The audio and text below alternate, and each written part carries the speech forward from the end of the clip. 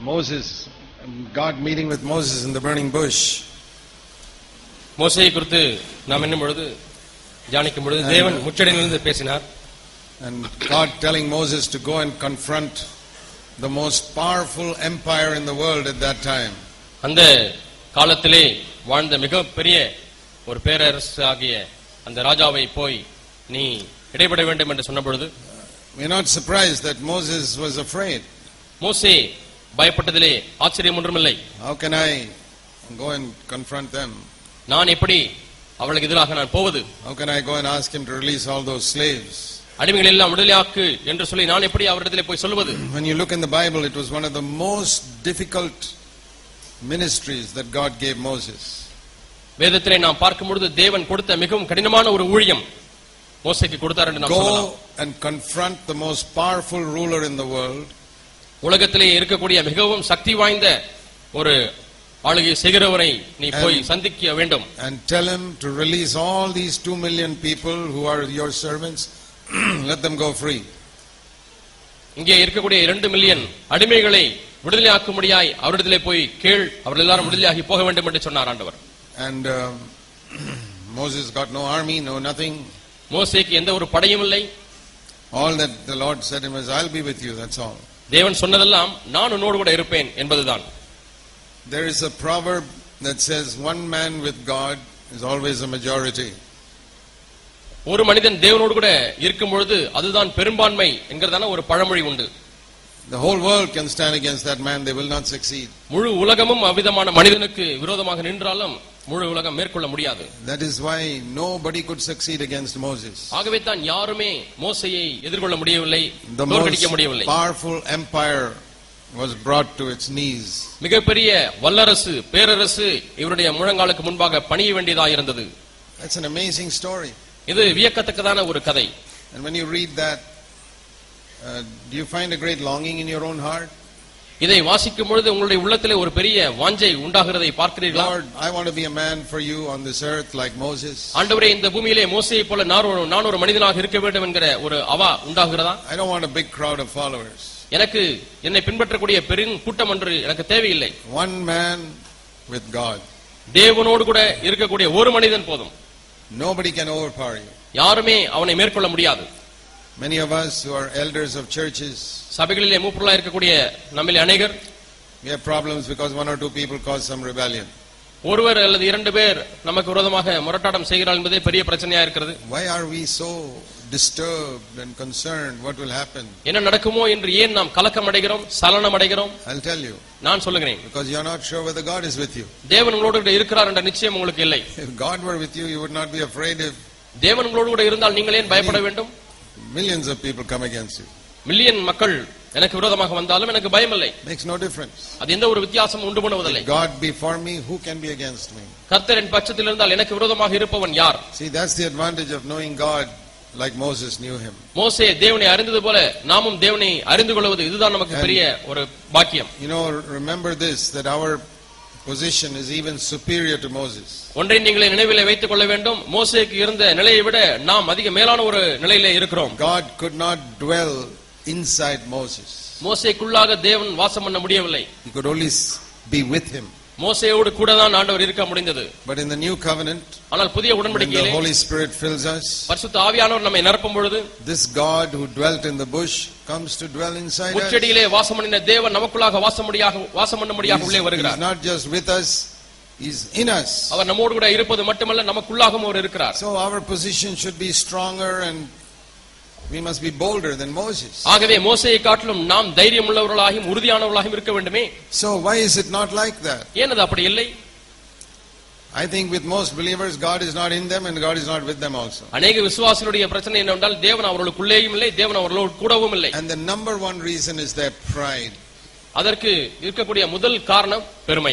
I want to say to you, my dear brothers and sisters, என் அருமையான சகோதர சகோதரிகளே, உங்களுக்கு நான் சொல்ல there விரும்புகிறேன், is far more pride in us than we think. நாம் எண்ணுவதற்கும் அதிகமான பெருமை நம்மிடத்திலே காணப்படுகிறது. And many of you who think you are very humble, there's quite a lot of pride in you. தாழ்மையா இருக்கிறேன் என்று எண்ணக்கூடிய உங்களில் அநேகருக்கு அதிகமாக பெருமை இருக்கிறது. Because the other people in your church don't have discernment, they don't see that. உங்களுடைய சபையில உள்ள பெரும்பாலான மக்களுக்கு பகுத்தறியும் திறன் இல்லை. ஆகவே உங்களிடத்திலே பெருமை இருக்கிறதை அவர்கள் பார்க்க முடியவில்லை. Any spiritual man who's got discernment can see it. ஆவிக்குரிய பகுத்தறிவு இருக்கக்கூடிய ஒவ்வொரு மனிதனும் அந்த பெருமை இருக்கிறதை பார்க்க முடியும். They can see it in your words. உங்களுடைய வார்த்தைகளிலே பார்க்க முடிகிறது. They can see it in your attitude. உங்களுடைய மனப்பான்மையிலே பார்க்க முடிகிறது. They can see it in your face, in your eyes. உங்களுடைய முகத்திலேயும் உங்களுடைய கண்களிலேயும் அந்த பெருமையை பார்க்க முடிகிறது. Can't hide it. உங்களால் மறைக்க முடியாது. What is in the heart comes forth. இருதயத்திலே இருக்கிறது அகத்தின் அழகு முகத்திலே தெரியும். Not only in words, வார்த்தைகளிலே மட்டுமல்ல, but in our face. முகத்திலே தெரியும். When Cain was angry, it was seen on his face. காயின் கோபமாய் இருந்த பொழுது அவனுடைய முகநாடி வேறுபட்டது, முகத்திலே தெரிந்தது. When there's pride in the heart, உள்ளத்திலே பெருமை இருக்கும் பொழுது you can see it in a person's eyes. ஒரு மனிதனுடைய கண்களிலே அவைகளை நாம் பார்க்க முடியும். The Bible says that in Proverbs. வேதம் அதை நீதிமொழிகளிலே சொல்கிறது. When it says in Proverbs chapter 6, நீதிமொழிகள் 6ஆம் அதிகாரம்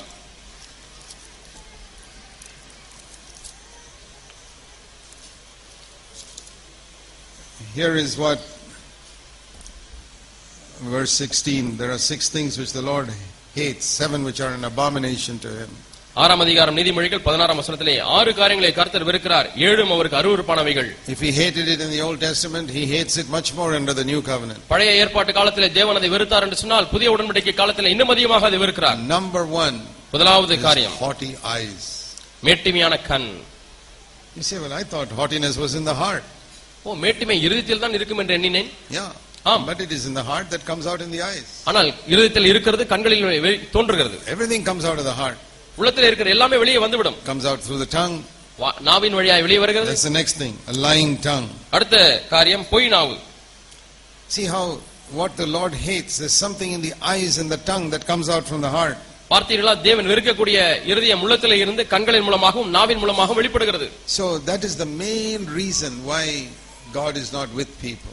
தேவன் ஜனங்களோடு கூட இல்லாததற்கு இதுதான் பிரதானமான காரணம். It's very clear in God's word. தேவனுடைய வார்த்தையிலே மிகவும் தெளிவாக இருக்கிறது.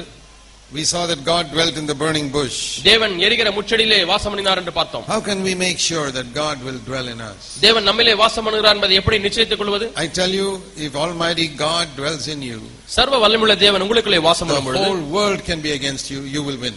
முழு உலகமும் உங்களுக்கு எதிராக நின்றாலும் நீங்கள் தான் ஜெயிப்பீர்கள்.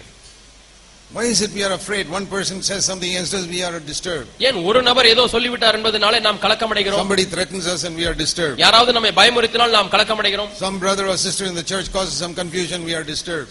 சபையிலே ஒரு சகோதரன் சகோதரி குழப்பத்தை ஏற்படுத்தி விட்டால் நாம் உடனே கலக்கமடைகிறோம். ஏன்? Because God is not in us.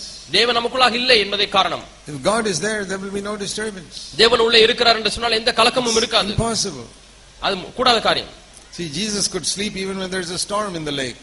அந்த கடலிலே பெரிய புயல் ஏற்பட்ட பொழுதும் கூட இயேசு நிம்மதியாக உறங்கிக் கொண்டிருந்தார். And when he woke up, he didn't get into a panic because there was a storm. அவர் நித்திரை விட்டு எழுந்த உடனே புயல் இருக்கிறது என்று சொல்லி அவர் பயமடையவில்லை. Because God was in him. ஏனென்றால் அவருக்குள்ளாக தேவன் இருந்தார். It's the whole secret of the Christian life. கிறிஸ்தவ வாழ்க்கையின் முழு ரகசியமும் இதுதான்.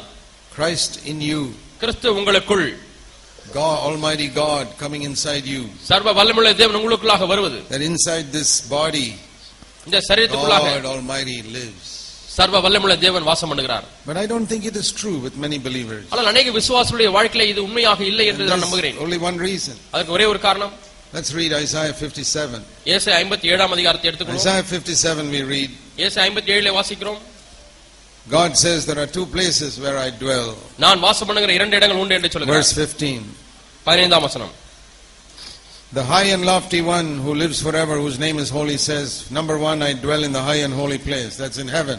நித்திய வாசியும் பரிசுத்தர் என்கிற நாமம் உள்ளவருமாகிய மகத்துவமும் உன்னதமானவர் சொல்லுகிறதாவது, உன்னதத்திலே பரிசுத்த ஸ்தலத்திலே வாசம் பண்ணுகிறேன். அதான் பரலோகம். That's where he dwells. அங்கேதான் அவர் வாசம் பண்ணுகிறார். But he says, I also dwell in another place.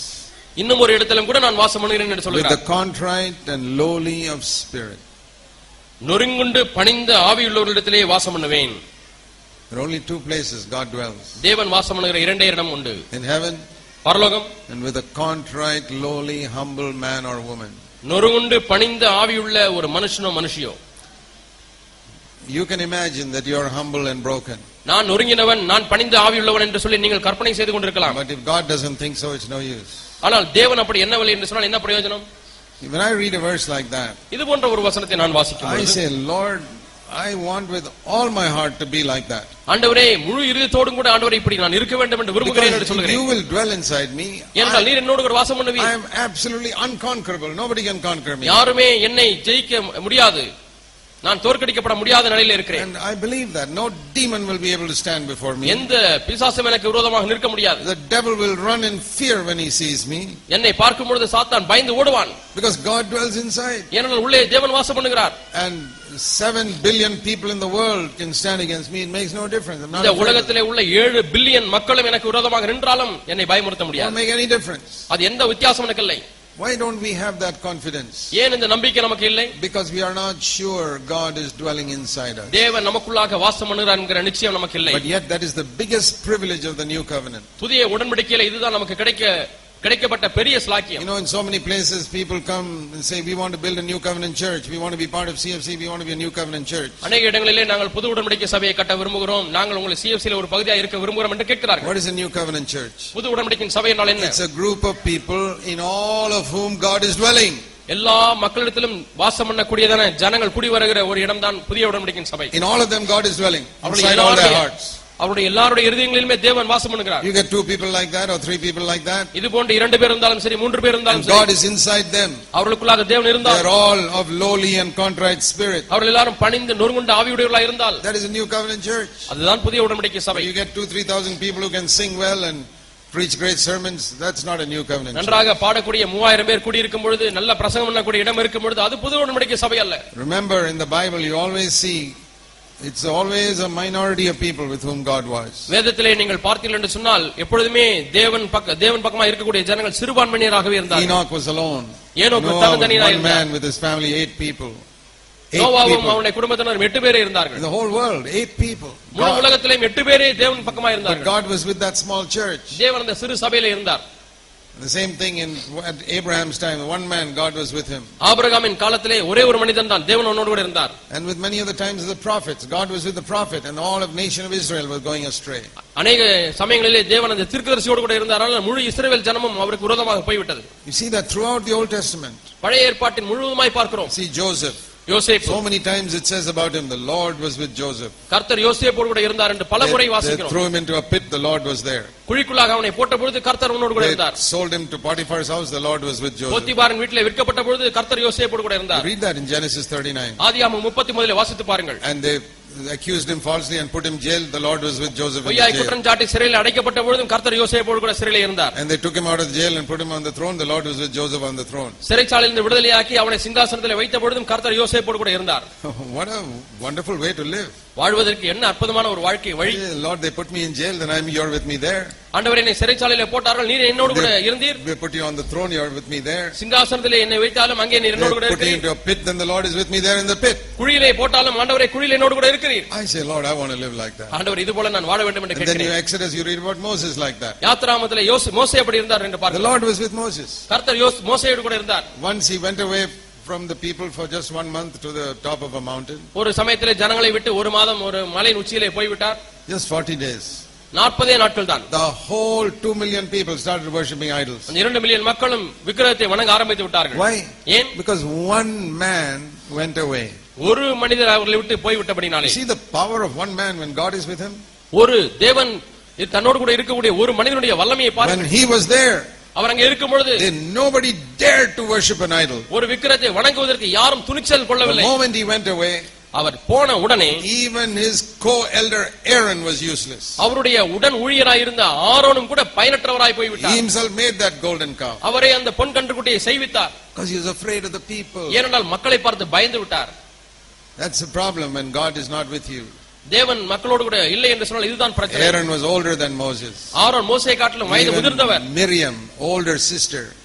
Miriam மூத்த சகோதரி. All of them worship idols. எல்லாரும் விக்கிரகங்களை வணங்கினார்கள். As soon as that one man came down, அந்த ஒரு மனிதன் கீழே வந்த மாத்திரத்தில் everything changed. எல்லாம் மாறிவிட்டது. They destroyed the idols. அவர்கள் விக்கிரகத்தை அழித்து விட்டார்கள். You know, brothers, the secret of serving God is that சகோதர சகோதரிகளே, தேவனுக்கு ஊழியம் செய்வதனுடைய ரகசியம் God must be in you. தேவன் உங்களுக்குள்ளாக இருக்க வேண்டும். And for that all you need is, you don't have to be clever, you need to have a humble contrite spirit. அதற்குரிய நிபந்தனை நீங்கள் புத்திசாலியா இருக்க வேண்டும் என்ற தேவையில்லை, ஒரு பணிந்த நொறுங்குண்ட ஒரு ஆவி இருந்தால் போதும். God uses some illiterate people like Peter, a fisherman. பேதுரு, மீன் பிடிக்கக்கூடிய பேதுரு, படிப்பறிவில்லாத பேதுருவை தேவன் பயன்படுத்த முடிந்தது. And then sometimes some people who are a little illiterate think that God will use only illiterate people. He will not use all these clever people and all. God is not with சில them. படிப்பு அறியாதவர்கள், படிப்பறிவில்லாதவர்கள் எண்ணுவதெல்லாம் தேவன் படித்தவர்களை மட்டுமே தான் பயன்படுத்துவார் என்று எண்ணிக்கொண்டிருக்கிறார்கள். They think only God will use only the poor people, not the educated people. படித்தவர்களை அல்ல, தேவன் படிக்காதவர்களை தான் பயன்படுத்துவார் என்று எண்ணுகிறார்கள். See Peter, பேதுரு, John, யோவான், Andrew, all illiterate அந்திரேயா, இவர்களெல்லாம் fishermen. படிப்பை அறிவில்லாதவர்கள். But then God used Paul also. ஆனால் தேவன் பவுலையும் கூட பயன்படுத்தினார். Paul was one of the most educated people in his time. Pavul தன்னுடைய நாட்களிலே வாழ்ந்தவர்களே மிகவும் அதிகமாய் படித்தவர். If he were living today, he could have been a first class computer engineer or a businessman or anything. இந்த நாட்களிலே பவுல் வாழ்ந்திருந்தாரே ஆனால் அவர் முதல் தரமான கணினி இல்ல கைதேர்ந்தவராய் இருந்திருப்பார் அல்லது மிகப்பெரிய தொழிலதிபராய் இருந்திருப்பார். God used him. ஆனால் தேவன் அவரை Then பயன்படுத்தினார். God used Peter, who probably never even finished 10th class. 10ஆம் வகுப்பு கூட தேர்ச்சி அடையாத பேதுருவையும் தேவன் பயன்படுத்தினார். What do we learn from that? இதிலிருந்து நாம் எதை It கற்றுக்கொள்கிறோம்? has nothing to do with poverty or riches. தரித்திரமோ ஐஸ்வரியமோ இதற்கும் தேவனுக்கு ஊழியம் Peter செய்வதற்கு was சம்பந்தம் இல்லை. a poor man. Paul was a very rich businessman's son. பேதுரு ஏழை மனிதராய் இருந்தார். பவுல் பெரிய ஐஸ்வரியனுடைய மகனாய் இருந்தார். God could use both. தேவனால் இருவரையுமே பயன்படுத்த Peter is முடியும். uneducated. Paul is highly educated. God could use both.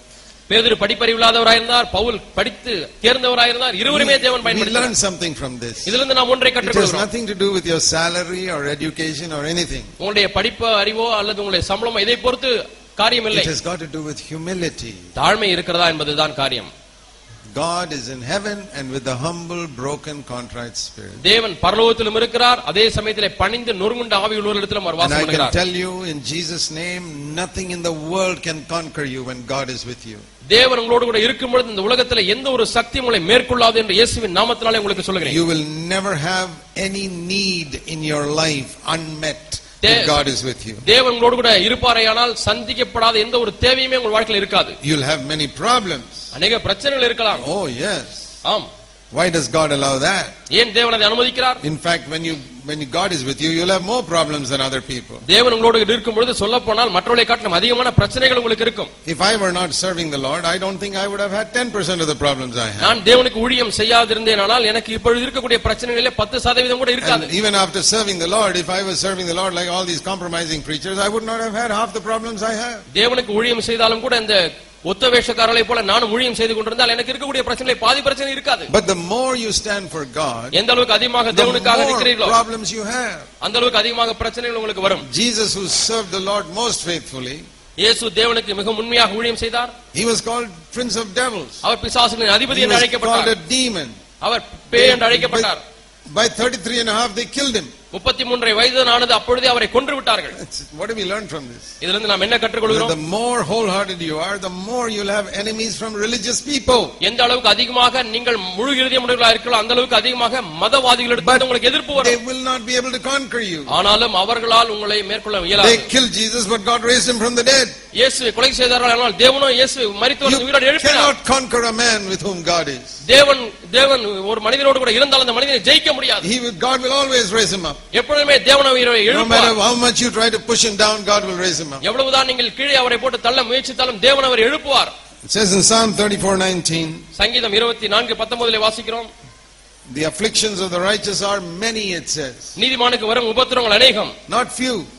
குறைவான. If you are not righteous, கொஞ்சம் அல்ல. if you are not righteous, you'll have afflictions, maybe a few. உங்களுக்கு நீங்கள் நீதிமானா இல்லை என்று சொன்னால் உங்களுக்கு உபத்திரவங்கள் மிக குறைவாக தான் இருக்கும். Many afflictions. அநேக உபத்திரவங்கள். What afflictions? என்ன உபத்திரவங்கள்? I'm not talking about sicknesses. நான் வியாதிகளை குறித்து சொல்லவில்லை. Sickness comes to all people, whether you're righteous or not righteous. நீ நீதிமானா இருந்தாலும் இல்லாவிட்டாலும் வியாதிகள் வரலாம். I want to explain something to you about sickness because a lot of people have misunderstanding on this. அநேகர் தவறாய் விளங்கிக் கொண்டிருக்கிறபடினால வியாதியை குறித்து நான் உங்களுக்கு சொல்ல விரும்புகிறேன். Most of the sicknesses in the world come because we are in a earth that is cursed by God. தேவனால் சபிக்கப்பட்ட ஒரு உலகத்திலே நாம் வாழ்ந்து கொண்டிருக்கிறபடினாலே தான் அநேகமான வியாதிகள் நமக்கு வருகிறது. That's the first thing I want to say. நான் உங்களுக்கு சொல்ல வேண்டிய முதல் காரியம் இதுதான். I think 80% of the sicknesses even that believers get is because we are living in a world that is under a curse. விசுவாசிகளுக்கு வரக்கூடிய 80% வியாதிகள் அதற்கு காரணம் என்னவென்றால் சபிக்கப்பட்ட ஒரு பூமியிலே நாம் வாழ்ந்து கொண்டிருக்கிறோம். It's not because there is sin in your life. உங்கள் வாழ்க்கையில பாவம் இருக்கிறபடியால அல்ல. It's not because you don't have faith. விசுவாசம் உங்களுக்கு இல்லை என்பதனால அல்ல. It's because we are living in a world that is under the curse. சாபத்துக்கு கீழாக இருக்கக்கூடிய ஒரு உலகத்திலே நாம் வாழ்ந்து கொண்டிருக்கிறபடியால தான் sickness can come to anybody. ஆகவே தான் யாருக்கு வேண்டுமானாலும் வியாதி வரலாம். It can come to your children. உங்கள் பிள்ளைகளுக்கு வியாதி வரலாம். Because we are living in a world under the curse. ஏனென்றால் நாம் சாபத்தின் கீழாக இருக்கக்கூடிய உலகத்திலே வாழ்ந்து கொண்டிருக்கிறோம். A lot of Pentecostal teaching doesn't believe that. அநேக பெந்தேகோஸ்தே போதனையாளர்கள் இதை நம்புவதில்லை. They bring a lot of people into bondage. இவர்கள் இப்படி நம்பாதபடினாலே பலரை கட்டுக்குள்ளாய் கொண்டு வருகிறார்கள். Some people you can't take medicine when you are sick. நீ வியாதியா இருக்கும்போது மருந்து எடுக்க கூடாது என்று சொல்கிறார்கள். Tempting God. இவைகள் எல்லாம் தேவனையே பரிசோதிப்பதாகும். Who created those medicines on the earth? இந்த பூமியிலே காணப்படுகிற மருந்துகளை சிருஷ்டித்தது யார்? All medicines are from the vegetables and herbs and chemicals God created. தேவன் உண்டாக்கின தாவரங்கள் வேதியியல் பொருட்கள் இதிலிருந்து தான் எல்லா மருந்துகளும் வருகிறது. The devil did not create one of them. அவையில் ஒரு மருந்தை கூட பிசாசு உண்டாக்கவில்லை. So if you can take vegetables and fruit, you can take those medicines also. நீங்கள் காய்கறிகளையும் கனிகளையும் பழங்களையும் உண்பீர்கள் என்று சொன்னால் அதிலிருந்து செய்யப்படுகிற மருந்துகளையும் நீங்கள் சாப்பிடலாம். We pray and take it. நாம் ஜெபித்து அதை உட்கொள்கிறோம். Nothing wrong in it. அதிலே தவறு இல்லை. But we can't say we will escape all sickness because we have faith. ஆனால் நான் விசுவாசம் இருக்கிறபடினால எல்லா வியாதிகளுக்கும் நான் தப்பித்து விடுவேன் என்று சொல்ல முடியாது. You know one of the primary marks of the curse? சாபத்தினுடைய பிரதானமான அடையாளம் என்ன தெரியுமா? We perspire. வேர்க்கிறது. If you perspire, you can know that it's not. Is it because of lack of faith that you perspire? உங்களுக்கு விசுவாச குறைவினால வேர்க்கிறதா? Can somebody say I have faith, I will never perspire? யாராவது சொல்ல முடியுமா எனக்கு விசுவாசம் இருக்கிறது ஆகவே எனக்கு ஒரு காலம் வேர்க்காது? You just stand outside in the sun for 5 minutes and show me your faith. 5 நிமிஷம் வெயில நின்னு வந்து எனக்கு மோத காமிங்க. It's all deception. இதெல்லாம் வஞ்சனை. The Lord told Adam, the earth is cursed and you will start perspiring. இந்த பூமியானது சபிக்கப்பட்டிருக்கிறது, நீ நெத்தி வேர்வை நிலத்திலே சொட்ட நீ பிரயாசப்பட வேண்டும். There will be thorns. முட்கள் உண்டாகும். Thorns can poke even a believer. விசுவாசிக்கு கூட காலிலே முள் குத்தலாம். It's not because of lack of faith. விசுவாச குறைவினாலே முள் குத்துவதில்லை. It's because we are living in a world that is under the curse. சாபத்தின் கீழாக இருக்க உலகத்திலே வாழ்வதனாலே. You can't drive out the mosquitoes from a room by faith. விசுவாசத்தினாலே கொசுக்களை உங்கள் வீட்டை விட்டு விரட்ட முடியுமா? You try, it will not go. முயற்சி செய்து பாருங்கள், அது போகாது. Mosquito coil will drive it out, but not your faith. கொசுவர்த்தி கொசுக்களை விரட்டிவிடும், உங்கள் விசுவாசம் கொசுக்களை விரட்டாது. We should not be deceived by all this false Pentecostal teaching. இப்படிப்பட்ட பொய்யான பெந்தேகோஸ்தே போதனைகளினாலே நீங்கள் வஞ்சிக்கப்படக்கூடாது. Why are there mosquitoes in the house of believers? ஏன் விசுவாசிகளுடைய வீட்டிலேயும் கொசுக்கள் காணப்படுகிறது? Why do they bite believers? ஏன் விசுவாசியை கொசு கடிக்க வேண்டும்? Because we are living in a world under the curse. நாம் சாபத்தின் கீழாக இருக்கக்கூடிய உலகத்திலே வாழ்ந்து கொண்டிருக்கிறோம். There is perspiration, there are thorns, there are mosquitoes. வேர்வை இருக்கிறது, முட்கள் இருக்கிறது. And no matter how much you pray, how much faith you have, you will still perspire. எவ்வளவுதான் ஜெபித்தாலும் எவ்வளவு விசுவாசம் வைத்திருந்தாலும் உங்களுக்கு இன்னுமாய் வேர்க்கும். When Jesus was working as a carpenter, do you think he perspired or not? What do you think? இயேசு அந்த தச்சு கூடத்திலே வேலை செய்து கொண்டிருக்கும்போது அவருக்கு வேர்த்ததா இல்லையா? Tell me. சொல்லுங்கள். On a hot summer day in Nazareth, did Jesus perspire? நாசரேத்திலே நல்ல வெயில் காலம், அந்த உச்சி வெயிலிலே அவர் வேலை செய்து கொண்டிருக்கும்போது அவருக்கு வேர்த்ததா? His shop was not air conditioned. அவருடைய தச்சு கூடமானது ஏர் கண்டிஷனாய் இல்லை. Was he perspiring or not? அவருக்கு வேர்த்ததா இல்லையா? Definitely. கண்டிப்பாக வேர்த்திருக்கும். He was like us. அவர் நம்மை போல தான் இருந்தார். He had a body like ours. நம்மை போல சரீரமுடையவராய் இருந்தார். And he may even accidentally hammered his thumb accidentally like sometimes. அவர் சுத்தியெல்லாம் அடித்துக் கொண்டிருக்கும்போது தவறுதலாக சுத்தி தன்னுடைய கட்டை விரலை பட்டு அடிபட்டிருக்கும். You think his thumb would have become a little blue? அவருடைய நகமானது ப்ளூவாக மாறி இருக்குமா, நீல நிறமாய் மாறி இருந்திருக்குமா? When he hammered it, அவர் சுத்தியிலே அடித்த பொழுது கையிலே நிறம் மாறி இருக்குமா? Or do you believe Jesus never hammered his thumb? He was always perfect. அல்லது இயேசு எப்பொழுதும் பூரணராய் இருந்தபடினாலே சரியாக ஆணி அடித்தார், கையிலே ஒரு காலம் விழவில்லை என்று சொல்கிறீர்களா? Let me ask you, when Jesus was a baby, did he ever fall down when he was 3 months old? When he was trying to walk? இன்னொரு கேள்வியை கேட்கிறேன். இயேசு 3 மாத குழந்தையா இருந்த பொழுது அவர் நடக்க ஆரம்பிக்கும் பொழுதெல்லாம் அவர் தவறி கீழே விழுந்தாரா? Or from 1 month he started walking? அல்லது ஒரு மாசத்திலே நேர்த்தியா நடந்தாரா? What type of Jesus you believe in? எப்படிப்பட்ட இயேசுவை நீங்கள் விசுவாசிக்கிறீர்கள்? He was exactly like us. அவர் நம்மை போலவே இருந்தார். He, as a human being, he learned to walk like us. நம்மை போலவே மனுஷனா இருந்து அவர் நடக்க கற்றுக்கொண்டார். You think he could start speaking boldly at the age of 1? ஒரு வயசுலயே தைரியமாய் பேச ஆரம்பித்தாரா, சரளமாய் பேச ஆரம்பித்தாரா? You believe that? அப்படி நம்புகிறீங்களா? Or did he learn just like other children to learn to speak? அல்லது மற்ற பிள்ளைகள் பேசுவது போலவே அப்பா அம்மா என்று சொல்லி பேச அப்படி கற்றுக்கொண்டாரா? Many people don't believe in a real Jesus. அநேகர் உண்மையான இயேசுவை நம்பிக்கை வைக்கவில்லை. That's why they can't follow him. ஆகவே தான் அவர்கள் இயேசுவை பின்பற்ற முடிவதில்லை. So unlike us, we can never follow him. ஓ இயேசுவா அவர் நம்மை போலவே இல்லை, வித்தியாசமானவராய் இருந்தார், ஆகவே அவரை பின்பற்ற முடியாது என்று God சொல்றார். opened my eyes to see he was exactly like me. அவர் என்னை போலவே இருந்தார் என்பதை நான் காண்கிறேன். The only thing that was not in him was sin. There was no sin in him. அவரிலே ஒன்றே ஒன்று இல்லை, அதுதான் பாவம். There was no a child learning to walk and falling is not a sin. ஒரு குழந்தை நடக்க கற்றுக்கொள்ளும் பொழுது தவறி விழுவது பாவம் அல்ல. If you perspire, that's not a sin. வேர்த்தால் அது ஒரு பாவம் அல்ல. If you are trying to find God's will, you don't know it, that's not a sin. தேவ சித்தத்தை கண்டுபிடிக்க முற்படுகிறீர்கள், கண்டுபிடிக்க முடியவில்லை, அது பாவம் அல்ல. For 1 hour Jesus was struggling in Gethsemane. Father, what is your will? Shall I drink this cup or not? Gethsemane தோட்டத்திலே 1 மணி நேரம் இயேசு போராடுகிறார். பிதாவே, இந்த பாத்திரத்திலே பானம் பண்ண வேண்டுமா இல்லையா தெரியவில்லையே, உம்முடைய சித்தம் என்ன? That was not a sin. அது பாவம் அல்ல. Are you confused about the will of God sometimes in your life? சில சமயத்திலே உன்னுடைய வாழ்க்கையில எது தேவ சித்தம் என்று சொல்லி உனக்கு குழப்பம் ஏற்படுகிறதா? Nothing to do with sin. அதுக்கு பாவத்துக்கு சம்பந்தம் இல்லை. We are human. அது நீங்கள் மனுஷன் என்பதை நிரூபிக்கிறது. Don't condemn yourself that you don't have faith. விசுவாசம் எனக்கு இல்லையே என்று சொல்லி உங்களை நீங்களே குற்றப்படுத்திக் கொள்ள வேண்டாம். And sometimes when you have financial difficulty, சில சமயத்திலே பண நெருக்கடி வரும்பொழுது, it's not lack of faith. அது பாவம் அல்ல. It's not a lack of faith. அது விசுவாச குறைவினாலே வருவதல்ல. It is a test. அது ஒரு சோதனை. To see whether you'll be content with little. கொஞ்ச காரியத்திலே திருப்தியா இருக்கிறீர்களா, மனரமியமா இருக்கிறீர்களா என்பதை பார்க்க முடியாது. God has given me times when I have very little. God has given me times when I have plenty. எனக்கு கொஞ்சம் கிடைத்த நாட்களும் உண்டு, நிறைய கொடுத்த நாட்களும் உண்டு. And what is God teaching me through it? இதன் மூலமாக தேவன் என்ன கற்றுக் கொடுக்கிறார்? There must be no difference in your spiritual life when you have little or you have plenty. You are just the same. கொஞ்சம் இருந்தாலும் சரி, திரட்சியா இருந்தாலும் சரி, எந்த வித்தியாசமும் இருக்க கூடாது உனக்கு ஆவிக்குரிய வாழ்க்கையில். It's not lack of faith. அது விசுவாச குறைவினால அல்ல. When I get plenty, it is not plenty of faith. எனக்கு திரட்சியாய் உண்டாயிருக்கும் பொழுது விசுவாசம் அதிகமாகி விட்டது அர்த்தம் அல்ல. விசுவாசத்துக்கும் அதற்கும் சம்பந்தம் இல்லை. When I get little, God is testing me. எனக்கு கொஞ்சம் கிடைக்கும் பொழுதும் தேவனை சோதிக்கிறார். Let me see now. நான் இப்பொழுது பார்க்கட்டும். Will you be content with little? இந்த கொஞ்சத்திலே அவன் மனரமியமா இருக்கிறானா இல்லையா? Will you always be coveting? I want this, I want that, I want the other thing. அல்லது எப்பொழுது பார்த்தாலும் பொருளாசை உள்ளவர்களாய் நான் இதை வாங்க வேண்டும், அதை வாங்க வேண்டும், எனக்கு இது வேண்டும் என்று சொல்றோமா? Get into debt to get borrowed, buy things. அல்லது பொருட்களை வாங்கும்படியாக கடன் படுகிறோமா? Or will you be content with what you have? அல்லது உங்களுக்கு இருக்கிறவைகள் போதும் என்று எண்ணுகிறீர்களா? And then one day God will give me plenty. திடீரென தேவன் நிறைவாய் கொடுக்கிறார். Now let me see. இப்பொழுது நான் பார்க்கட்டும். Is he going to be proud? இப்பொழுது பெருமைப்பட போகிறானா? By my faith I got all this. விசுவாசத்தினாலே நான் இவ்வளவு திரளாய் பெற்றுக்கொண்டேன். Or will he be humble and recognize this is also a test? அல்லது இதுவும் ஒரு சோதனை என்பதை அறிந்து கொள்ளும் அளவுக்கு தாழ்மையுள்ளவனாய் இருக்கிறானா? Let me see whether he can handle wealth also. இப்பொழுது ஐஸ்வரியத்தையும் நன்றாக அதை புழங்குகிறாரா இல்லையா, கையாள முடிகிறதா என்று பார்க்கிறார். Some people pass the poverty test, but when they come to the wealth test they fail. தரித்திரம் என்கிறதான ஒரு சோதனை வரும்பொழுது அதிலே ஜெயித்து விடுகிறார்கள், ஐஸ்வரியம் என்ற சோதனை வரும்பொழுது தவறி விடுகிறார்கள். Most believers are close to God when they are in poverty. அநேக விசுவாசிகள் தரித்திரத்தில் இருக்கும் பொழுது தேவனை நெருங்கி ஜீவிக்கிறார்கள். When they get wealthy they go away. பணம் வர வர வர தேவனை விட்டு விலகுகிறார்கள். I have seen that happen in CFC Bangalore again and again and again. மீண்டுமாய் CFC பெங்களூர்ல இப்படி நடப்பதை நான் பார்த்திருக்கிறேன். Brothers who were humble and close to God when they had little.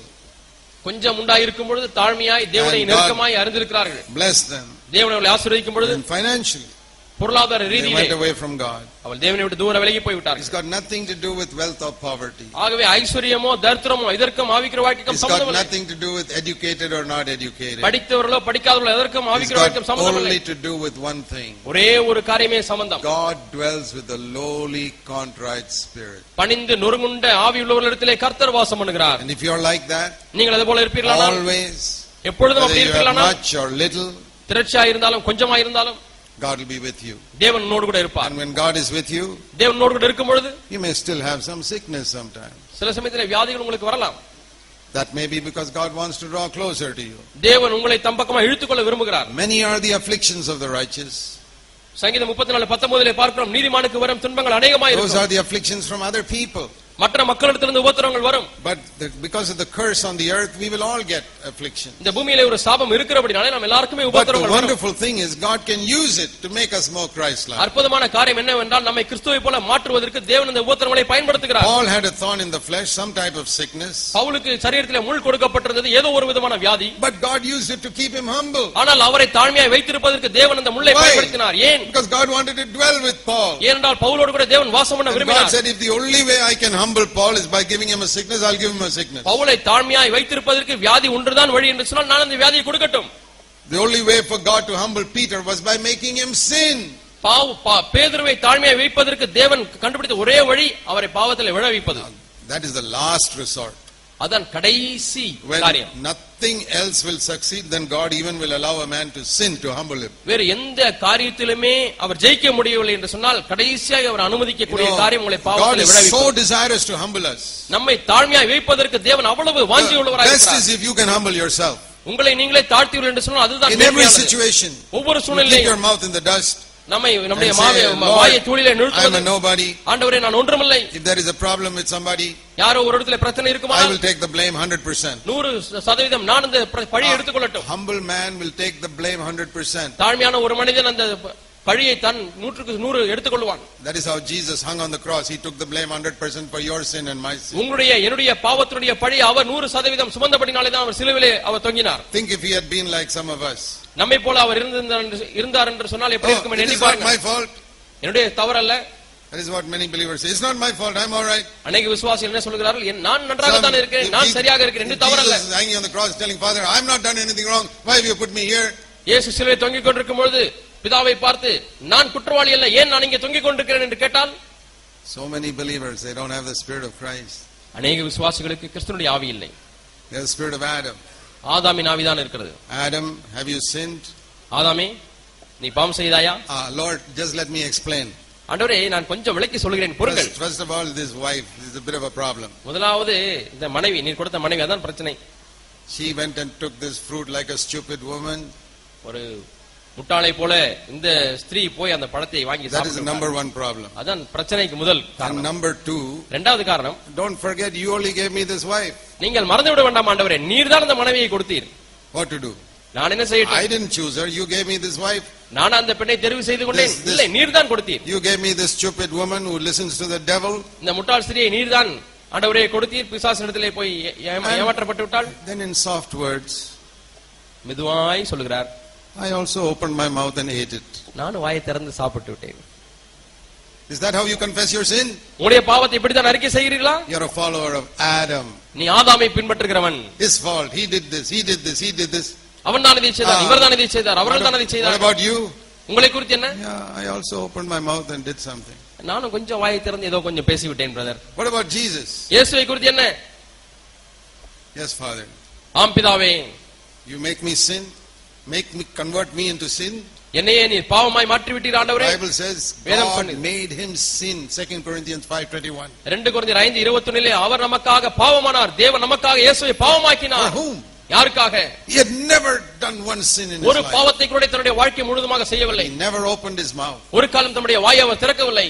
Do you follow Jesus or you follow Adam? நீங்கள் இயேசுவை பின்பற்றுகிறவரா அல்லது ஆதாமுடைய சீஷனா? Adam was a proud man. ஆதாம் ஒரு பெருமையுள்ள மனிதனாய் இருந்தார். Didn't take the blame even for his own sin. தன்னுடைய சொந்த பாவத்துக்கு கூட அந்த பழியை அவர் சுமக்கவில்லை. Jesus was a humble man. இயேசுவோ தாழ்மையுள்ளவராய் இருந்தார். So he could take the blame for other people's sin. மற்ற மக்களுடைய பாவத்தையும் கூட தன்மேல் You know, ஏற்றுக்கொண்டார். when you pray and say, Lord, make me like Jesus. இயேசுவை போல என்னை மாற்றும் ஆண்டவரே என்று நீங்கள் I ஜெபிக்கும் want பொழுது God to dwell with me. தேவன் என்னோடு கூட வாசம் பண்ண வேண்டும் என்று You'll விரும்புகிறேன். go through many afflictions.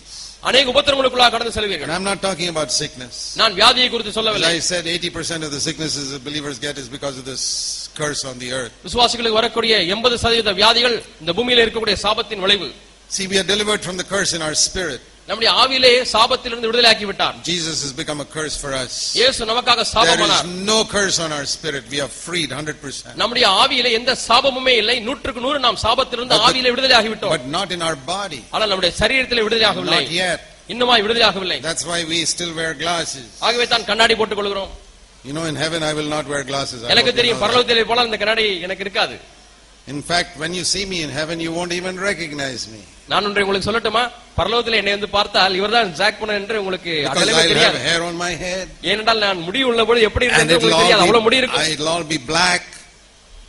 அந்த முடி எல்லாம் கருப்பாக இருக்கும். And I will look like a 33.5-year-old young man. 33 வயது நிரம்பிய வாலிபன் இருக்கிறது போல நான் இருப்பேன்.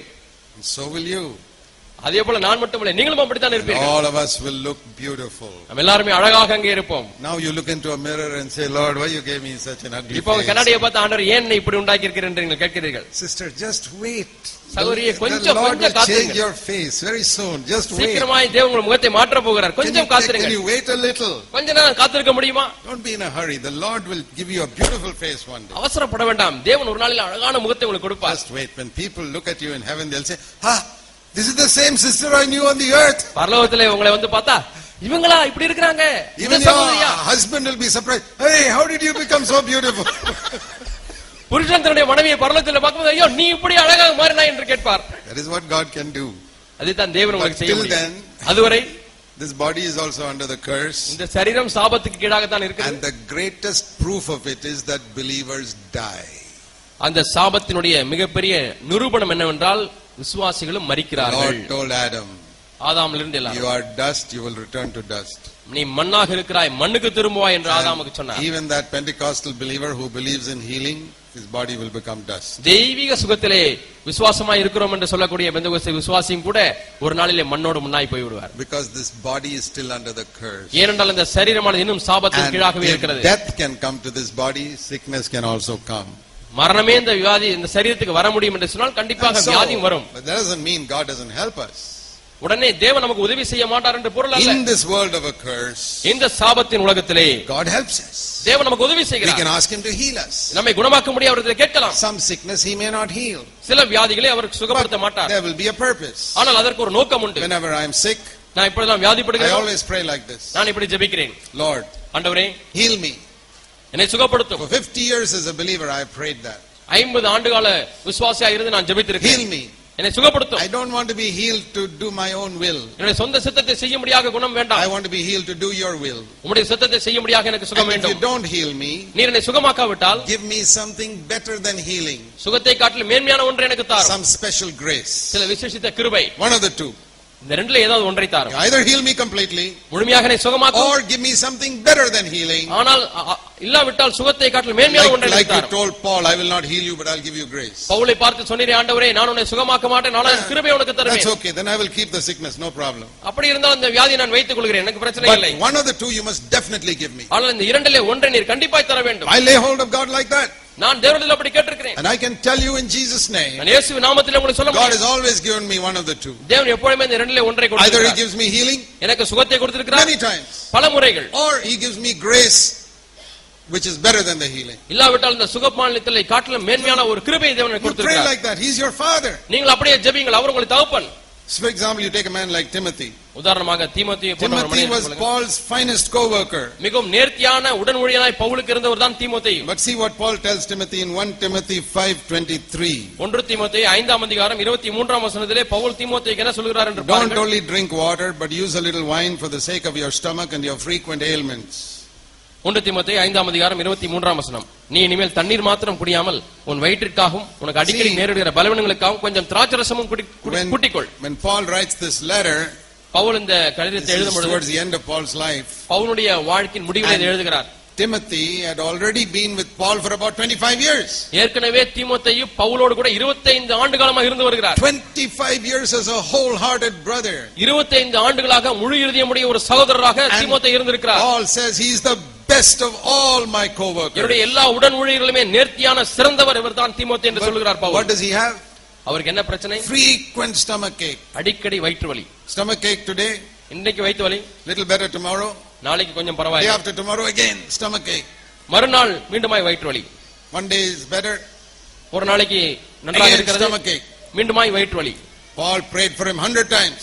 100 முறை Pavul ஜெபித்திருப்பார். Anointed him with oil, everything. எண்ணெய் பூசி ஜெபித்திருந்திருப்பார். Stomach ache still. இன்னும் வயிற்று வலி. Paul asked him, பவுல் அவரை கேட்கிறார், are you better today? இன்னைக்கு எப்படிப்பா இருக்கு? I anointed you with oil and prayed for you. இன்னைக்கு நான் எண்ணெய் பூசி Are you ஜெபிக்கிறேன், better today? இன்னைக்கு எப்படி இருக்கிறது? No, Paul, and still the stomach ache. இல்லை பவுலே, இன்னுமாய் வயிற்று வலிக்கிறது. Finally Paul said, கடைசியாக பவுல் சொல்கிறார், okay Timothy, சரி we தீமோத்தேயுவே, have prayed for you enough now. போதுமான அளவுக்கு ஜெபித்து விட்டேன், Take some medicine கொஞ்சம் மருந்து எடுத்துக்கொள், to help your stomach. உன்னை வயிற்றுக்கு உதவி செய்ய முடியாக. You think it is so difficult for a God who raised the dead to heal a stomach ache?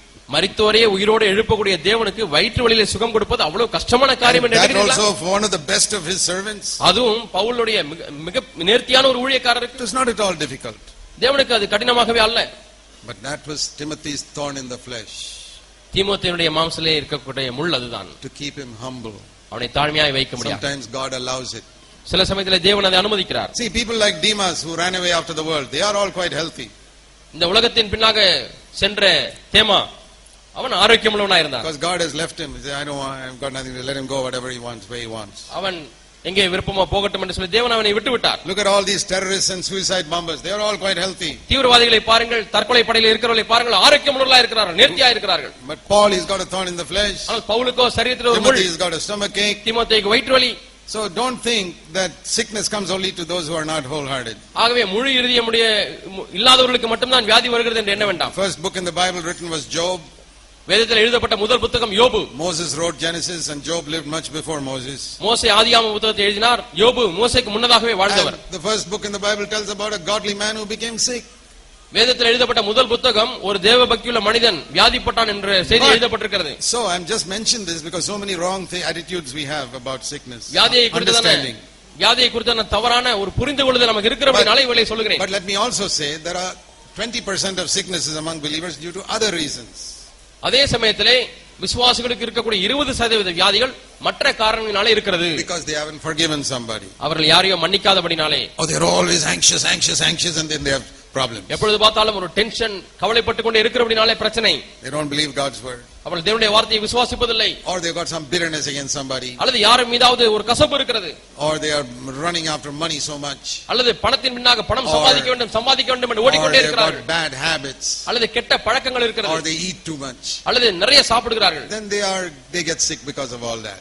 இவைகளின் நிமித்தமாக அவர்கள் வியாதிப்படுகிறார்கள். I remember once I was asked to pray for an unbeliever. ஒரு அவிசுவாசிக்காக ஜெபிக்கும்படியாய் நான் கேட்டுக்கொள்ளப்பட்டேன். Who was sick.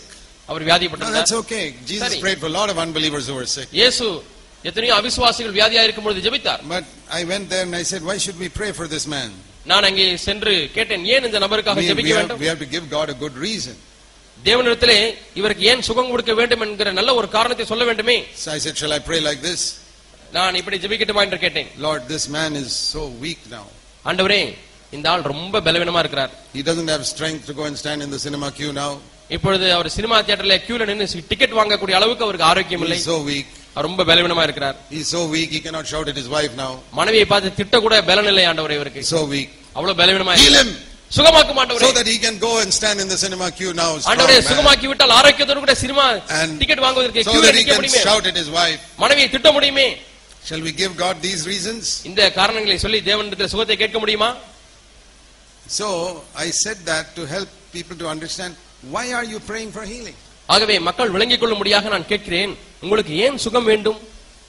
We must pray for healing because say, Lord, I want to do your will. ஆண்டவரே, உம்முடைய சித்தத்தை செய்யும்படிக்கு எனக்கு ஆரோக்கியம் தேவை. ஆகவே சுகத்தை தாரும் என்று ஜெபிக்க வேண்டும்.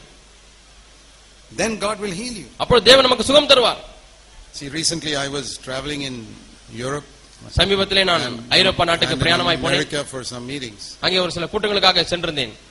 And I was in Europe and America for 1 month. I was having a cough and a cold and a cough and a cold. ஐரோப்பாவிலேயும் அமெரிக்காவிலும் நான் இருக்கும்போது ஒரு மாதம் எனக்கு நிற்காமல் இருமலும் சளியும் வந்து கொண்டே இருந்தது. I could have overcome it if I had got 3-4 days of rest. ஒரு 4-5 நாட்கள் இளைப்பாறுதல் எனக்கு கிடைத்திருந்தால் அந்த வியாதியை நான் மேற்கொண்டிருப்பேன். I couldn't because I had about 50 meetings in 3 weeks. அந்த 3 வாரங்களிலே 50 கூட்டங்களிலே 50 செய்திகளை கொடுக்க வேண்டியிருந்தது. I couldn't say no, I can't come. என்னால வர முடியாது என்று சொல்ல முடியவில்லை. So what shall I do? நான் என்ன செய்யட்டும்? I said I will take all the meetings. நான் எல்லா கூட்டங்களிலுமே பங்கு பெறுவேன் என்று சொன்னேன். Whether I am sick or healthy, I will serve the Lord. நோய்வாய்ப்பட்டாலும் ஆரோக்கியமாக இருந்தாலும் தேவனுக்கு ஊழியம் செய்வேன் என்று சொன்னேன். So I would stand in the meeting, கூட்டத்திலே போய் நிற்பேன், speak, பேசுவேன், and cough, இருமி பேசுவேன், take some water, தண்ணீர் குடிப்பேன், and speak, பேசுவேன், and after 2-3 minutes cough again, மீண்டுமாய் and drink some water. இருமுவேன், திரும்பமாய் தண்ணீர் குடிப்பேன். I said the devil is not going to win. சாத்தான் ஒரு காலம் என்னை மேற்கொள்ள முடியாது, ஜெயிக்க முடியாது என்று சொன்னேன். I did not miss one meeting. ஒரு கூட்டத்தை கூட நான் தவற விடவில்லை. And I praise the Lord. நான் கர்த்தரை ஸ்தோத்திரித்தேன். You can heal me in one moment. ஒரு க்ஷணத்திலே ஆண்டவரை சுகம் கொடுத்து விடலாம். I mean, right now I am very healthy. இப்பொழுது நான் ஆரோக்கியமுள்ளவனாய் இருக்கிறேன். God could have done that for me then. அப்பொழுதே என்னை ஆரோக்கியமுள்ளவனாய் மாற்றியிருந்திருக்கலாம். I said, Lord, why did you allow this then? ஆண்டவரே, நீர் ஏன் இதை அனுமதித்தீர் என்று கேட்டேன். And I got 2 reasons from God. தேவனிடத்திலிருந்து 2 பதில்களை பெற்றுக்கொண்டேன். One is for yourself and one for other people. ஒன்று உனக்காக, ஒன்று மற்றவர்களுக்காக. First of all, for yourself. முதலாவதாக உனக்காக. I want to teach you to give thanks in all situations. எல்லா சூழ்நிலைகளிலுமே நீ ஸ்தோத்திரம் பண்ண உனக்கு கற்றுக் கொடுக்க போகிறேன். You know, when we are sick, நாம் வியாதிப்படும் பொழுது we expect other people to do more for us. மற்றவர்கள் நமக்கு சேவை செய்ய வேண்டும் என்று அதிகமாக எதிர்பார்க்கிறோம். We get offended if other people didn't come and serve us when we are sick. நமக்கு யாராவது வந்து நம்மை பராமரிக்காவிட்டால் கவனிக்காவிட்டால் உடனே மனத்தாங்கல் அடைகிறோம். I have no expectation from anybody. எனக்கு யாரிடத்திலும் எந்த எதிர்பார்ப்பும் இல்லை. I am thankful for those who serve me. எனக்கு சேவை செய்கிறவர்களுக்கு நான் நன்றியுடனா இருக்கிறேன். No demand, why don't you come and serve me? ஏன் எனக்கு நீங்கள் வந்து என்னை கவனிக்கவில்லை என்று கேட்க மாட்டேன். அந்த ஆசை எனக்கு பூஜ்ஜியம். That test comes only when we are sick. இந்த சோதனை நாம் வியாதிப்படும் பொழுது தான் கிடைக்கிறது. That we don't have any demands on anybody. யாரிடத்திலுமே எந்த ஒரு எதிர்பார்ப்பும் இல்லாத ஒரு வாழ்க்கை. I remember hearing of a very godly man. ஒரு தேவபக்தியுள்ள ஒரு மனிதன் கேட்டேன். Whom I met. He was an old widower. His wife had died. அவருடைய மனைவி மரித்து விட்டார்கள். மனைவியற்ற ஒரு கணவனாக அவர் இருந்தார். Living alone in a house in Europe. அவர் அந்த ஐரோப்பா நாட்டிலே தன்னந்தனியாக இருந்தார். One young brother was there staying in the house to help him. அவருக்கு உதவி செய்யும்படியாக ஒரு வாலிப சகோதரன் இருந்தார். And this old brother got up from his bed to go to the bathroom at 2 o'clock or something in the morning. இந்த வயது சென்ற சகோதரர் அதிகாலை 2 மணிக்கு எழுந்து பாத்ரூம் போக வேண்டும் என்று சொல்வார். அவர் கீழே விழுந்து விட்டார். And he broke his hand. கை உடைந்து விட்டது. You know what he did? அவர் என்ன செய்தார் தெரியுமா? He sat with that broken hand till about 6:30 in the morning. விடியற் காலம் அதிகாலை 6:30 மணி வரைக்கும் உடைந்த கையோடு உட்கார்ந்து கொண்டே இருந்தார். He said, I don't want to disturb that brother's sleep. அந்த வாலிப சகோதரனுடைய தூக்கத்திலே நான் அவரை தொந்தரவு செய்ய விரும்பவில்லை என்று சொன்னார். When he wakes up at 6:30, I'll tell him, please take me to the hospital. 6:30 மணிக்கு அவர் எழுந்த பிறகு என்னை ஆஸ்பத்திரிக்கு கூட்டிக் கொண்டு செல்லுங்கள் என்று சொல்வேன். I said, Lord, this is how I want to be. ஆண்டவரே, இப்படி தான் நான் இருக்க வேண்டும் ஆண்டவரே. This is real godliness. இதுதான் மெய்யான தேவபக்தி. It's not just preaching. பிரசங்கம் பண்ணது மட்டுமல்ல. That you don't make a demand on other people. மற்ற மக்களிடத்திலிருந்து எந்த ஒரு எதிர்பார்ப்பையும் வைத்துக் கொள்ளாதிருப்பது. Can you be like that? நீங்கள் அப்படி இருக்க முடியுமா? What a considerate man that man was. அந்த மனிதர் எவ்வளவு கரிசனை உள்ள ஒரு மனிதனாக இருந்தார். He was one of the most godly men I met in my life. என்னுடைய வாழ்க்கையிலே நான் சந்தித்த மிகவும் நேர்த்தியான தேவபக்தியுள்ள ஒரு மனிதர். I'll never forget that. நான் ஒரு காலம் அதை மறக்க மாட்டேன். So that's the first thing God taught me. தேவன் இதை தான் முதலாவதாக எனக்கு சொல்லிக் கொடுத்தார். My problem was not like a broken hand. It was much less than that. என்னுடைய பிரச்சனையானது ஏதோ உடைந்து போன கை அல்ல. அதை காட்டிலும் குறைவான ஒரு you must live a life where you have no demands on other people no matter what your condition is. உங்களுடைய நிலைமை என்னவாய் இருந்தாலும் மற்றவர்களிடத்தில் எந்த ஒரு எதிர்பார்ப்பும் இல்லாமல் இருப்பது. Secondly, இரண்டாவதாக, I want to make you an example for other people. மற்ற மக்களுக்கு நான் உன்னை ஒரு மாதிரியாக மாற்ற போகிறேன். Who will miss a meeting if they got little headache. கொஞ்சம் தலைவலி வந்தால் இன்னைக்கு கூட்டத்துக்கு கட்டடித்து விடுவார்கள். Little rain, I won't go for the meeting. கொஞ்சம் மழை துருனால் போதும் இன்னைக்கு கூட்டத்துக்கு போக மாட்டேன். I want to make you an example to them. அவர்களுக்கு நான் உன்னை ஒரு மாதிரியாக வைக்க போகிறேன். Cough and cough and cough and cough and cough and cough, you'll still go to the meeting. இருமி ஆனாலும் கூட்டத்திலே போய் நீ பேசு. You'll not only go to the meeting, you'll speak there. கூட்டத்துக்கு போவது மட்டுமல்ல, நீ கூட்டத்தில் எழுந்து நின்று பேச வேண்டும். I believe God accomplished something. தேவன் எனக்கு ஒன்றை கற்றுக் கொடுத்தார். God uses even sickness for his glory. தேவன் வியாதியை கூட தம்முடைய மகிமைக்காய் பயன்படுத்துகிறார். But from other people there will be many afflictions.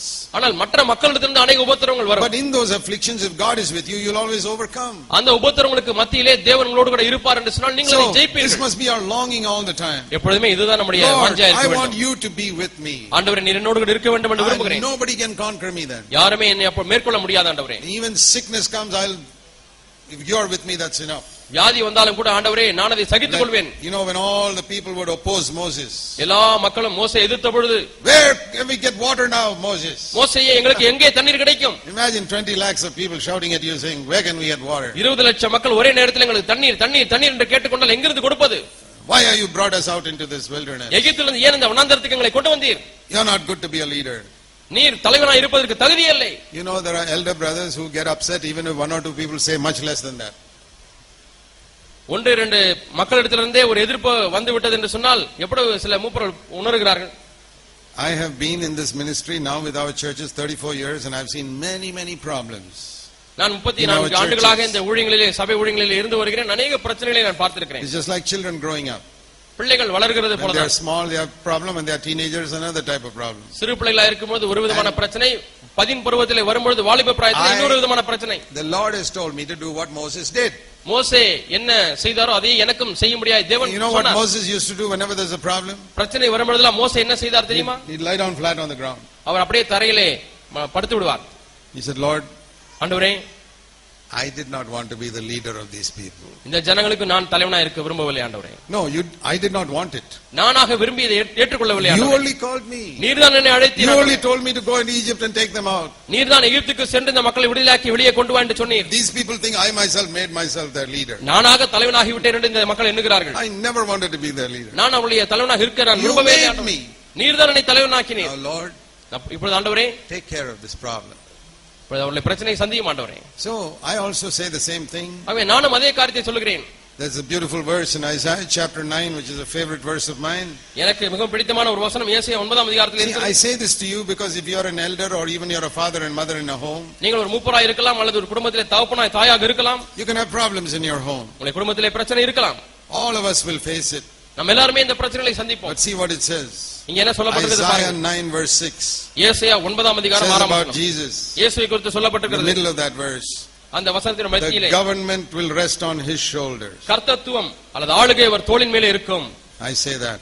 நான் அதை சொல்கிறேன். I said, Lord, ஆண்டவரே, the government is not on my shoulder. கர்த்தத்துவம் என்னுடைய தோளிலே இல்லை. I am not governing even one church. ஆண்டவரே, ஒரு சபையை கூட ஆண்டவரே நான் ஆளுகை செய்யவில்லை. This is your work.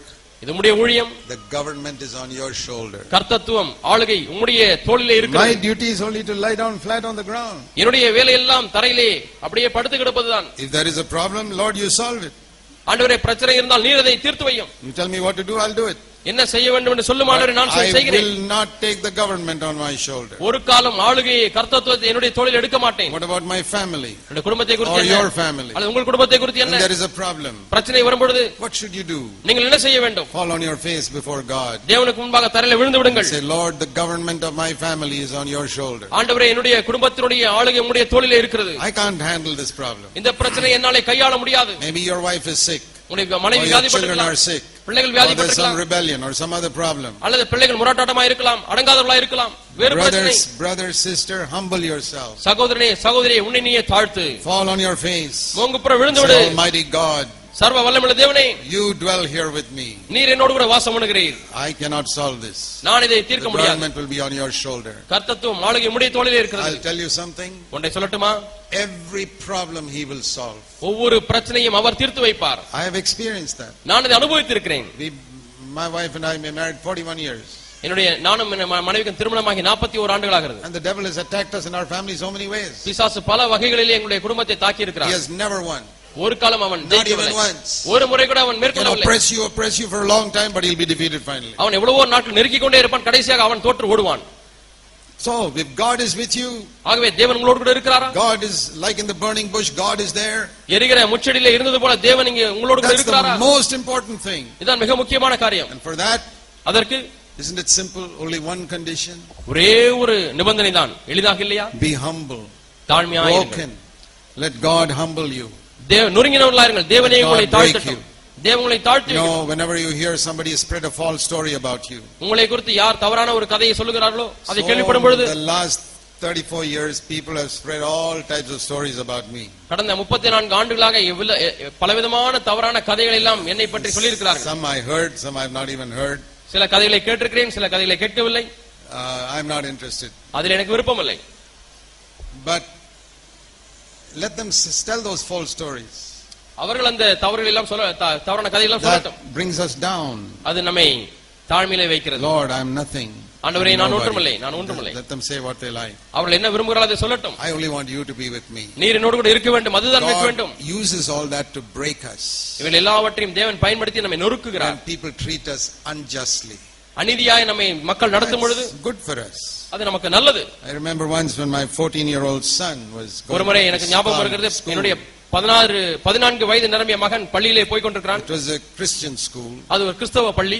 But those teachers were from some other denomination. ஆனால் அந்த பள்ளியிலே வேலை செய்கிற ஆசிரியர்கள் வேறு சபை பிரிவை சேர்ந்தவர்கள். They did not like me. அவர்களுக்கு என்னை பிடிக்கவில்லை. So they tried to trouble my children. என்னை பிடிக்கவில்லை என்று சொல்லி என்னுடைய பையனுக்கு தொந்தரவு செய்தார்கள். So finally கடைசியாக they troubled my youngest son so much. என்னுடைய கடைசி மகனை எவ்வளவோ கஷ்டப்படுத்தினார்கள். He was poor boy, was only 14 years old. பாவம், அந்த பையனுக்கு 14 வயதுதான். He came home on the last day of school. பள்ளி முடிந்து கடைசி நாளிலே வீட்டுக்கு வந்தான். Dad, I don't want to go back to the school at all anymore. இனிமே நான் அந்த ஸ்கூலுக்கே போக மாட்டேன்பா. They're always troubling me, that teacher unjustly treating me, so many things. எப்ப பார்த்தாலும் இந்த டீச்சர் அநியாயமா என்னை தொந்தரவு செய்து கொண்டே இருக்கிறார், கஷ்டப்படுத்திக் கொண்டே இருக்கிறார். Cut my marks and put me down. Mark போடுவதிலே குறைந்த மார்க் போடுகிறார்கள், என்னை சிரமப்படுத்துகிறார்கள். I told him. நான் மகனிடத்திலே சொன்னேன். I said, son, when you grow up, மகனே, நீ வளரும் பொழுது, you're going to go into a world where you'll face much more injustice than what you're facing here. இங்கே நீ சந்திக்கக்கூடிய அநீதியை காட்டிலும் அதிகமான அநீதி நிறைந்த உலகத்துக்குள்ளாக நீ போக போகிறாய், சந்திக்க போகிறாய். You think in the world everybody is going to treat you nicely when you go to work somewhere? நீ ஒரு இடத்துல வேலைக்கு போகும்போது எல்லாரும் உன்னை நன்றாக நடத்துவார்கள் என்று எண்ணுகிறாயா? You get a job when you're 25 years old, you'll find so many people treat you badly. 25 வயதாகும் பொழுது உனக்கு ஒரு வேலை கிடைக்கும் பொழுது பலர் உன்னை மோசமாக நடத்துகிறதை பார்க்கிறீர்கள். You'll have co-workers who try to suppress you. உன்னை எப்படியாவது மட்டம் தட்டும்படியாக உன்னுடைய உடன் வேலை செய்கிறவர்கள் இருக்கிறார்கள். Isn't it good that you're getting a training for that when you're 14 years old? அப்படிப்பட்ட வாழ்க்கைக்கு 14 வயதிலே உனக்கு ஒரு பயிற்சி கிடைக்கிறது, அது நல்லதல்லவா? All your geography and history will not help you there. நீ படிக்கக்கூடிய பூகோளமும் சரித்திரமும் உனக்கு அங்கே உதவி செய்யாது. What will help you there is if you can learn to overcome this injustice in school itself. பள்ளியிலே இப்பொழுது நீ சந்திக்கக்கூடிய அநீதியை மேற்கொள்ள நீ கற்றுக்கொள்கிறாய், அதுதான் உனக்கு அங்கே உனக்கு உதவி செய்யும். This training you're getting free. இந்த பயிற்சி உனக்கு காசு கொடுக்காமலே கிடைக்கிறது. This maths and science we are paying the fees for. கணக்கும் விஞ்ஞானமும் படிப்பதற்கு கட்டணம் கட்டுகிறோம். But this injustice from the teachers, you're getting free education. Take it. ஆனால் ஆசிரியர்களிடமிருந்து வரக்கூடிய அநீதியானது அது இலவசமாய் உனக்கு கிடைக்கக்கூடிய படிப்பு. And that is more important education than your maths and science. உன்னுடைய கணக்கு அறிவியலை காட்டிலும் இந்த படிப்பு மிக முக்கியமான ஒரு படிப்பு. We must encourage our children. நம்முடைய பிள்ளைகளை உற்சாகப்படுத்த வேண்டும். We are in a world which is against God. தேவனுக்கு விரோதமாக இருக்கக்கூடிய உலகத்திலே நாம் வாழ்ந்து We கொண்டிருக்கிறோம். will face injustice from childhood. பிள்ளை பருவத்திலிருந்தே நாம் அநீதியை சந்திக்க வேண்டும். And if God is with us, தேவன் நம்மோடு கூட இருப்பார் என்றால் we must put that faith into our children. அந்த விசுவாசத்தை நம்முடைய பிள்ளைகளுக்கு கொடுக்க வேண்டும். I heard of one man, ஒரு மனிதன் கேள்விப்பட்டிருக்கிறேன், in China who used to cast out demons. அவர் பிசாசுகளை விரட்டக்கூடிய ஒரு மனிதர் இருந்தார். Or anybody demon possessed, they'd bring him to his house. யார் பிசாசு பிடித்தாலும் இவருடைய வீட்டுக்கு கொண்டு வந்து விடுவார்கள். One day they brought somebody. ஒரு நாளிலே ஒரு நபரை கொண்டு வந்தார்கள். That brother was not in the house. அந்த சகோதரர் வீட்டிலே இல்லை. But his 12-year-old son was there. ஆனால் அந்த அவருடைய 12 வயது மகன் வீட்டிலே இருந்தான். He said, bring the person. பிசாசு பிடித்தால கொண்டு வாருங்கள் என்று சொன்னார். 12-year-old boy. 12 வயசு தான். But he had seen his father in the name of Jesus cast out the demon. ஆனால் இயேசுவின் நாமத்தினாலே அவங்க அப்பா பிசாசு விரட்டுகிறதை பார்த்து கொண்டே இருந்தார். The small boy had faith. இந்த சிறு பையனுக்கு விசுவாசம் வந்து விட்டது. In the name of Jesus, my father believes, I also believe. எங்க அப்பா நான் விசுவாசிக்கிறேன், அந்த இயேசுவை நானும் விசுவாசிக்கிறேன், அந்த இயேசுவின் நாமத்தினாலே போ பிசாசே என்று சொன்னான். 12-year-old boy can cast out a demon. 12 வயசு பையன் பிசாசை விரட்டுகிறான். You think the devil is afraid of 50-year-old people? 50 வயசு ஆனாதான் பிசாசு உங்களை பார்த்து பயப்படுவான்னு நினைக்கிறீங்களா? He's not even afraid of me. இல்ல, என்னை குறித்து கூட அவன் பயப்படுவதில்லை. But he's afraid of the name of Jesus. இயேசுவின் நாமத்தை குறித்து அவன் பயப்படுகிறான். Even if it's from a 12-year-old. 12 வயது நிரம்பின பையனிடத்திலிருந்து வந்தாலும் கூட அவன் பயப்படுவான். விசுவாசம் இருக்க வேண்டும். God is with you. தேவன் உங்களோடு கூட இருப்பார். You don't have to be 70 years old, you can be 12 years old. 12 வயது இருந்தாலே போதும், 70 வயது ஆக வேண்டும் என்ற தேவை இல்லை. தேவனோடு கூட இருப்பதற்கு. You don't have to be a brother, you can be a sister. நீ சகோதரனா இருக்க வேண்டும் என்ற தேவை கூட இல்லை, நீ சகோதரியா இருக்கலாம். God wants to dwell in your heart, brother, sister. சகோதரனே சகோதரியே, தேவன் உன் இதயத்திலே வாசம் பண்ண முடியாது விரும்புகிறார். And that will affect our children. அது நம்முடைய பிள்ளைகளையும் கூட அது தாக்கும். Tell you the story of another 12-year-old. இன்னொரு 12 வயது பையனுடைய கதையை சொல்கிறேன். In Africa, where the missionaries went for the first time to a tribe. Africa தேசத்தில் நடந்த சம்பவம். ஒரு ஆதிவாசிகள் மத்தியிலே மிஷனரி கடந்து செல்கிறார். There was no Christians there. அங்கே கிறிஸ்தவர்களே இல்லை. The missionaries went and one fellow got converted. அங்கே போனபொழுது மிஷனரி போனபொழுது ஒரு மனிதன் ரட்சிக்கப்பட்டான், மனம் திரும்பினான். Tribe was called the Kikuyu tribe. அந்த ஆதிவாசியின் இனத்தவர் கிக்குயு இனத்தவர் என்று அழைக்கப்படுகிறார்கள். The news went around this village, one fellow has become a Christian. ஒரு மனிதன் கிறிஸ்துவனாய் மாறிவிட்டான் என்ற செய்தியானது அந்த கிராமத்திலே பரவிவிட்டது. And he heard his son also has become a Christian. அவனுடைய மகனும் கிறிஸ்துவனாய் மாறிவிட்டான் என்று கேட்டார். They caught both of them and brought him before the chief of the tribe. அந்த ரெண்டு பேரையும் பிடித்து வந்து அந்த ஆதிவாசியினுடைய தலைவனிடத்திலே கொண்டு வந்தார்கள். They caught the whole tribe there sitting there in the village. அந்த கிராமத்திலே உள்ள ஆதிவாசிகள் எல்லாம் வந்து உட்கார்ந்து இருக்கிறார்கள். And the chief asked him, அந்த தலைவன் கேட்டார், Are you a Christian? நீ ஒரு கிறிஸ்தவனா? Yeah, Jesus Christ is my Lord. ஆம், இயேசு கிறிஸ்துவினுடைய ஆண்டவர். And he said, we'll cut off your head, you're a Kikuyu. நீ கிக்குயு இனத்தை சேர்ந்தவன், ஆகவே உன் தலையை வெட்ட போகிறோம். No, I'm a Christian. இல்லை, நான் கிறிஸ்தவன் என்று சொன்னார். Cut off his head. தலையை வெட்டி விட்டார்கள். The 12-year-old boy came. 12 வயது பையன் வந்தான். What about you? உன்னை குறித்து என்ன? He said, I'm a Christian. நான் ஒரு கிறிஸ்தவன். We'll do the same thing to you before we did to your father. உன்னுடைய அப்பாவுக்கு செய்தோமே அதே காரியத்தை உனக்கும் செய்ய போகிறோம் என்று சொன்னார்கள். So the boy said, just wait 1 minute. ஒரு நிமிஷம் காத்திருங்கள் என்று சொன்னார். He took off his shirt. தன்னுடைய சட்டையை கழட்டினார். He said, sir, please give this to your son. இந்த சட்டையை உங்களுடைய மகனுக்கு கொடுத்து விடுங்கள். Before it is stained with my blood. இந்த சட்டை இரத்தக்கரை ஆவதற்கு முன்பதாகவே நான் கழட்டி உங்களுக்கு கொடுக்கிறேன். இதை உங்கள் மகனுக்கு கொடுத்து விடுங்கள். After you kill me, என்னை கொலை செய்த பிறகு, remember this shirt shows that I still love you.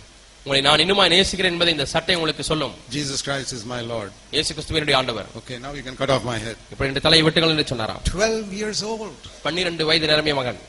Oh, wonderful. எவ்வளவு அற்புதமான காரியம். If we can train our children like that. இதுபோல நம்முடைய பிள்ளைகளுக்கு நாம் பயிற்சி கொடுப்போமேயானால் God is with us. தேவன் நம்மோடு கூட இருக்கிறார். When our children see that God is with my father. என்னுடைய அப்பாவோடு கூட தேவன் இருக்கிறார் என்பதை நம்முடைய பிள்ளைகள் பார்க்கும் பொழுது, God is with my mother. என்னுடைய அம்மாவோடு கூட தேவன் இருக்கிறார் என்பதை பார்க்கும் பொழுது, 12 years old they will have faith. 12 வயது பிள்ளைகளுக்கு விசுவாசம் ஏற்படும். Why do the children not follow the Lord? ஏன் பிள்ளைகள் தேவனை பின்பற்றுவதில்லை? They see the father and mother are hypocrites. அப்பாவும் அம்மாவும் மாய்மாலக்காரர்களா இருக்கிறதை பிள்ளைகள் பார்க்கிறார்கள். In the பார்க்கிறார்கள். church but they live in some other way at home. சபையிலே பல காரியங்களை பேசுகிறார்கள், வீட்டிலே வந்து வாழ்கிற வாழ்க்கையை பாருங்கள். Let us humble ourselves. நம்மை தாழ்த்துவோம். Stop fighting with one another. ஒருவரோட சண்டை போடுவதை நிறுத்தி விடுவோம். If one person is fighting, you say, let me humble myself. ஒருவர் சண்டை போட்டால் நான் என்னை தாழ்த்தட்டும் என்று சொல்லி விடுங்கள். Say, Lord, ஆண்டவரே, give us a peaceful home. உங்களுக்கு சமாதானம் உள்ள ஒரு குடும்பத்தை தாரும். Children will learn to trust you. எங்களுடைய பிள்ளைகள் உண்மையிலே நம்பிக்கை வைக்க We கற்றுக்கொள்வார்கள். want homes and churches where God is there. தேவன் இருக்கக்கூடிய குடும்பங்களும் சபைகளும் நமக்கு தேவை. God is looking for that in Tamil Nadu. தேவன் தமிழ்நாட்டிலே அப்படிப்பட்ட கிரியை செய்வாராக. Let's pray. நாம் ஜெபிப்போம். Heavenly Father, பரலோக பிதாவே, help us each one, we pray. எங்கள் ஒவ்வொருக்கு உதவி செய்ய முடியாது ஜெபிக்கிறோம் ஆண்டவரே. That we will raise our children to trust you. உம்முடைய நம்பிக்கை வைக்க முடிய எங்களை பிள்ளைகளை கர்த்தர் வளர்க்கட்டும். We may have many afflictions as Christians. கிறிஸ்துவுல இருக்கக்கூடியவர்களுக்கு ஆண்டவரே அநேக உபத்திரவங்கள் ஏற்படலாம். Maybe even lose our head one day. ஒரு நாளில் எங்கள் தலையை கூட இழக்க வேண்டி வரும். But we will trust you. ஆனால் நாங்கள் உம்மை நம்புகிறோம். And demonstrate to this world that God is with us. தேவன் எங்களோடு கூட இருக்கிறார் என்பதை ஆண்டவரே இந்த உலகத்திற்கு காண்பியும். Heavenly Father, help us all. பரலோக பிதாவே, எங்கள் எல்லாருக்கும் உதவி செய்வீராக. In Jesus' name. இயேசுவின் நாமத்தில் பிதாவே. Amen. ஆமென்.